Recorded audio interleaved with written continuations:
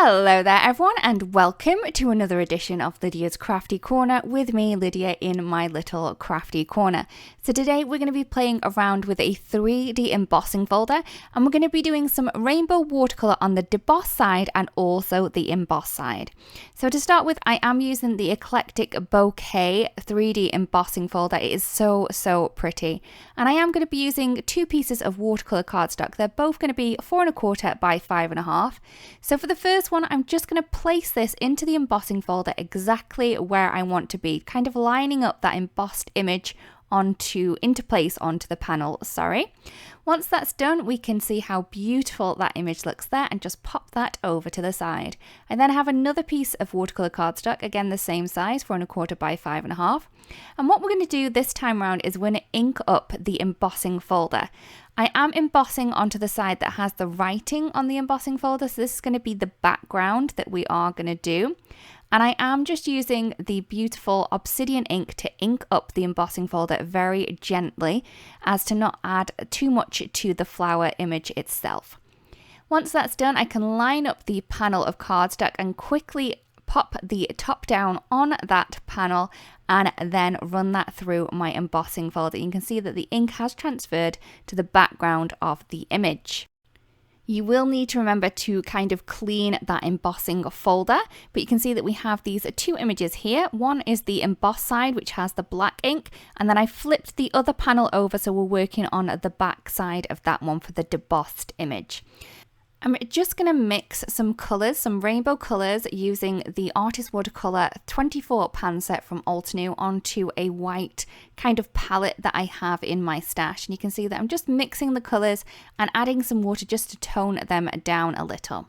Once I'm happy with the colours that I'm going to be using, I'm just going to attach my panels to a palette just using water. So I'm spritzing the back side and then using a wet brush to kind of burnish those down onto the panel. Once that's done, I can go ahead and create my rainbow watercolor. So to start with, I'm going to go with a very beautiful and vibrant yellow at the top. I'm then going to go with my orange. You can see that it is a little bit lighter than I wanted it to be. So later on down the line, I do add more colors to this because it was a little bit light. I do want this to be bold and vibrant against that black background that we have. So once I have gone with the ready pink color, I'm going to add in a beautiful purple. And I have mixed that with a little bit of pink just to create a very different look to that one that we have in the palette. I'm then going to add in some beautiful blues, and then I have a blue that I've mixed with a little bit of grey right at the bottom here.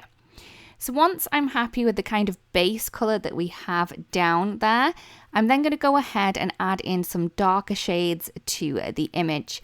So to do this, I am just using more of a pigment heavy watercolor rather than water heavy watercolor to add in those darker shades. And I'm just kind of dripping these in to the wet panel. And I'm just adding them in where I think there's going to be the darkest color. So where the shadows are going to be, at the base of the petals, at the center of flowers, as well as a good kind of ruler's thumb to go by. So once I'm happy with the amount of kind of shadow that we have down there, I am going to let my panels dry. And I did let them dry naturally, so they are nice and straight. But as you can see, once they do dry, they do tend to kind of miss some of the embossing. So we are going to freshen that up. So what I'm going to do is I'm just going to put the panels directly back into place where they were embossed the first time. So you just need to line that up with the embossed image and then just run that through your embossing machine again. And I'm going to do that for both panels. So I now have the freshly embossed, kind of refreshed images right here.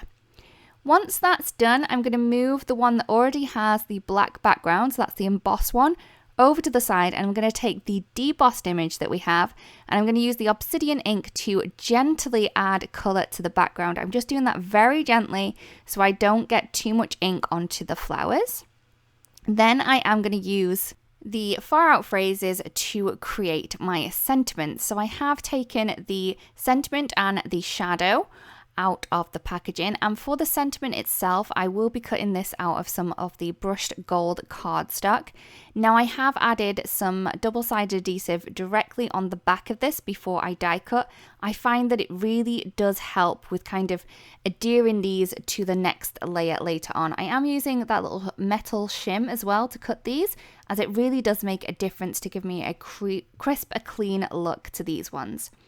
For the shadow, I am going to use some jet black cardstock again. I've just added some of the double-sided adhesive from Altenew just to the back of the cardstock before I die cut, so I don't need to worry about adding any adhesive later on.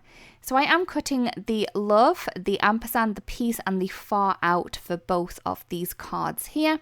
This time around, I didn't feel like I needed that metal shim because this is just kind of a solid image that I am cutting out. It's not really that detailed.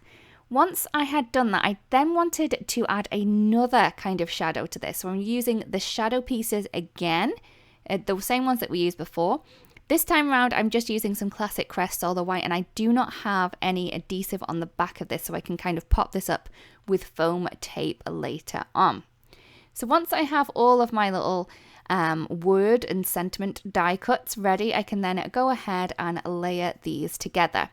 So I am going to layer the gold die cuts on top of the black ones. And as you can see, I'm just kind of lining them up on the shadow piece and then using a hat pin or a file just to pop through the words so they do adhere to that shadow piece underneath. This is why I'm saying that cutting the images with the double-sided adhesive on the back already really does kind of save time at this portion. And I find that the double-sided adhesive is much cleaner than using a wet adhesive as well. But if you do use a wet adhesive, you do get a little bit more wiggle time to get these perfectly together. So it's completely up to you which one you find easier and which one you find is best for your crafting style. So I'm just going to keep going until I have all of the gold words onto the black kind of shadow images that we have. Once that's done, I can then add the black shadows onto the white. Now I'm just kind of offsetting these up a little bit and over to the left, so we have that white poking through from the bottom and to the right. And I think this gives it a really cool look as well. It really adds a little bit more depth and interest to the sentiment. For the panels, I did cut these down to 3 3/4 and 5 inches. And I'm just going to add a little bit of foam tape behind each of these and then add these onto a card base, which is 4 1/4 by 5 1/2. And they're just white card bases. To add a little bit more depth and dimension, not that it's really needed with all the depth and dimension and texture that we have, I am adding a little bit of the foam tape behind the sentiments before I add those into place. You can really play around before you kind of adhere them to see where you think your sentiment's going to look best, and just have a play before you do adhere them. And once I have that in place, here are the cards complete. I really do love how both of these turned out. I'm not sure if I love the embossed or debossed one more. Please let me know in the comments below. If you do create a card that was inspired by this, it'd be great if you do share, because we would love to see. Thank you so much for watching, everyone. I really do hope that you've enjoyed the video, and I'll see you again really, really soon. Bye-bye. Hello there, crafty friend, Lydia here. Just popping in to say that you can get your daily dose of crafting tips, techniques, and tutorials just like this by subscribing to the Altenew YouTube channel. All you need to do is click on that little bell up there and you will never miss a video. Thanks for watching. Bye bye.